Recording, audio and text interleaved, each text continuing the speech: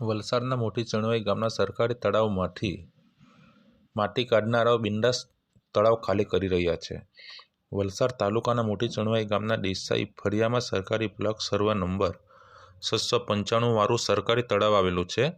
આ તળાવના ગામના સરપંચ મનીષભાઈએ માટી ખોદકામ માટે જિલ્લા બહારથી આવેલા મનીષ જસવંતભાઈ ઓળ નામના વ્યક્તિને પંચાયતમાં માત્ર 51,000 રૂપિયા ભરાવીને તેના નામે માટી ખોદકામ કરવાનો 3 વર્ષનો ઠરાવ કરી દેવામાં આવ્યો છે।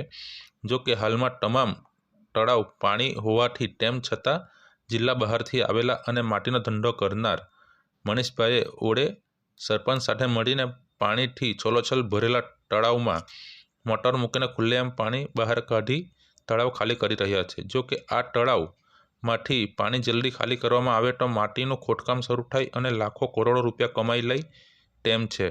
તળાવની માટી આપવા માટે મોટો વ્યવહાર કર્યો હોવાનું પણ ગામમાં ચર્ચા ઉઠી છે। વલસાડ જિલ્લા કલેક્ટર અને વલસાડ જિલ્લા વિકાસ અધિકારી મોટી ચણવાઈ ગામમાં આવેલું સરકારી તળાવમાંથી ગેરકાયદેસર રીતે પાણી કાઢનાર સરપંચ અને જિલ્લા બહારથી આવેલા વ્યક્તિ સામે કાયદેસરની કાર્યવાહી કરશે કે પછી આમે જ તળાવમાંથી પાણી ખાલી કરતા રહેશે।